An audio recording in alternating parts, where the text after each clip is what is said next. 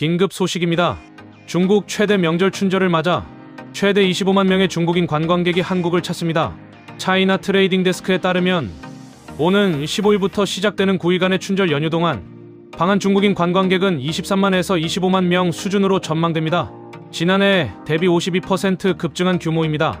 정부는 이를 두고 한시적 무비자 정책과 한류 열풍, 원화 약세가 맞물린 결과라고 설명했습니다.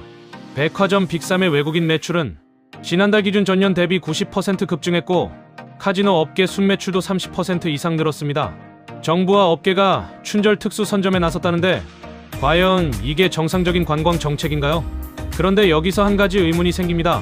정부는 이제 와서 춘절 마케팅에 나섰다고 하는데 춘절이 올해 갑자기 생긴 명절인가요? 중국인들이 매년 같은 시기에 해외여행을 떠난다는 건 누구나 아는 사실입니다. 그런데 왜 정부는 매번 춘절 직전에 허겁지겁 준비하는 걸까요? 더 황당한 건 무비자 정책입니다. 정부는 중국 단체 관광객에 대한 한시적 무비자 입국을 허용했다고 합니다. 한시적이라는 건 언제든 다시 막을 수 있다는 뜻 아닌가요? 그렇다면 묻겠습니다.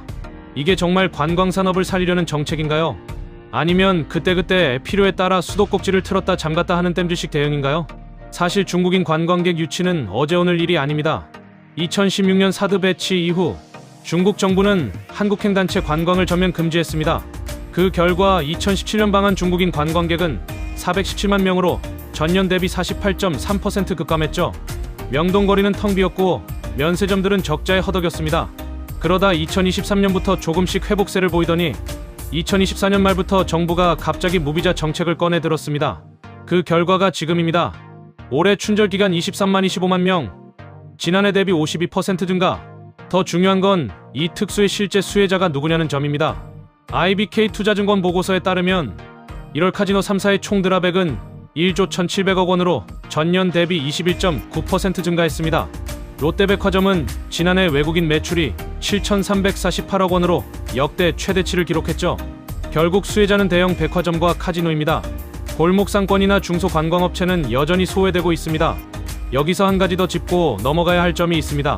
정부는 왜 관광 정책을 이렇게 즉흥적으로 운영하는 걸까요? 표면적으로는 한중관계 개선이라고 하지만 실제로는 구조적 전략이 없기 때문입니다. 중국인 관광객이 줄어들면 급하게 규제를 풀고 늘어나면 다시 조이는 식입니다. 이런 방식으로는 장기적인 관광산업 발전을 기대할 수 없습니다. 또 하나, 이번 춘절 특수의 이면을 봐야 합니다. 증권업계는 중국 정부가 일본행 여객편을 축소하고 일본 여행 자제를 권고한 것도 한국 방문 수요 증가 요인이라고 분석합니다. 다시 말해 우리가 잘해서가 아니라 일본이 밀려나서 어부지리를 얻은 겁니다. 국제적으로 봐도 태국은 연간 중국인 관광객 1,100만 명을 유치하며 안정적인 관광 산업을 유지하고 있습니다. 반면 한국은 정치 외교 이슈에 따라 중국인 관광객 수가 급등락을 반복합니다. 이게 정상적인 관광 정책인가요? 정리하겠습니다. 춘절 특수 자체는 나쁘지 않습니다. 관광 산업이 활성화되고 외국인 매출이 늘어나는 건 긍정적입니다. 하지만 이건 마치 비가 오면 우산 펴고 그치면 접는 식입니다. 한국 관광 산업의 본질적 문제는 전략 부재입니다. 정부는 중국인 관광객을 유치한다며 무비자 정책을 펼치지만 정작 중국 정부 눈치를 보느라 한시적이라는 단서를 붙입니다. 이런 식으로는 업계도 관광객도 신뢰할 수 없습니다. 진짜 필요한 건 일관된 관광 전략과 인프라 확충입니다. 태국처럼 정치 외교 이슈와 분리된 안정적인 비자 정책을 수립하고 대형 백화점과 카지노뿐 아니라 골목상권과 지역 관광지까지 혜택이 돌아가도록 해야 합니다.